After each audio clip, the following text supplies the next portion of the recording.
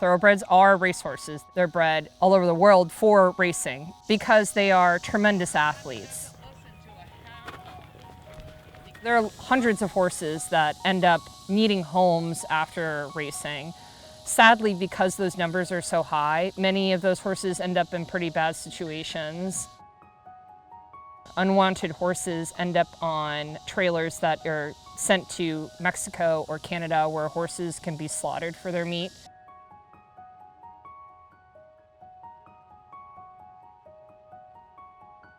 He was very anxious. This lifestyle was very different than what he was used to at the track. And actually, what they were doing to get people on him at the time was they were blindfolding him. He was so striking. He was shiny and full of muscle. He looked like a horse that that raced yesterday.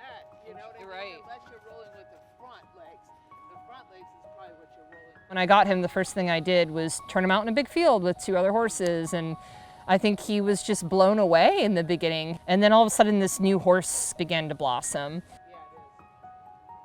His jockey club registered name is Warfeather, so that is the name he raced under when he was a racehorse. Warfeather on the outside, takes aim and blows by. Warfeather and Miguel Arroyo going away. Most horses when they are on the racetrack are quite young. They're 3 or 4 years old. But after that they have a long life to live, and the Retired Racehorse Project advocates for retraining thoroughbreds to be pets essentially. And every year they put on the Thoroughbred Makeover, which draws national attention.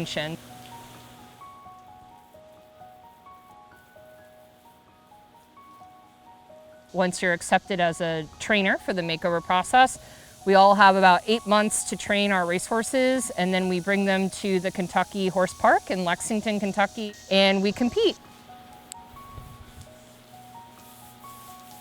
So when I first got him in January, I would do things from the ground where I wasn't on his back to teach him things. That was really cute. For probably about 2, almost 3 months. All right, we're getting really good at the mounting block. What do you think, Mr. Wyatt? Put my weight on ya. And then even the first couple of months when I would get on him, I just never knew if he would run away. Like you'd throw one leg in the air and I just didn't know if he was gonna be gone by the time I got on his back. But sometimes you just gotta be brave and see how it ends up. Now, you know, he will stand at a block for me to get on and won't move a muscle. Good boy. That's a good boy. Other challenges were kind of ones you would think of when he didn't understand something. His instinct is to just run as fast as he can, which you've got to be okay with, right? Because that's what he knows. Slow down. Slow down. In an ideal world, there is this timeline of like, you want to check these boxes off your list so you feel prepared. You know, horses, it's really hard to predict what's going to happen. All I can do is get there and do our best and hope it adds up to what everybody else's best looks like. The trainer, Justine Griffin, is an adult amateur eventer and dressage rider from Tampa Bay, Florida. She's a newspaper editor by day and also one of the hosts of... Wyatt and I made it to the Kentucky Horse Park. It was beautiful, it was cold, it was crisp, all the leaves were changing in the trees. We were definitely not in Florida anymore.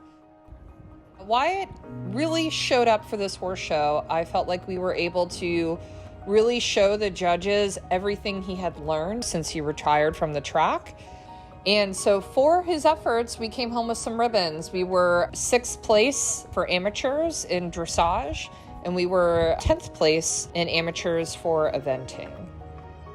When I look back at this whole journey with Wyatt, it was a horse that didn't have a lot of options, but with some training, he really flourished. It's almost like a fairy tale finish to this entire journey.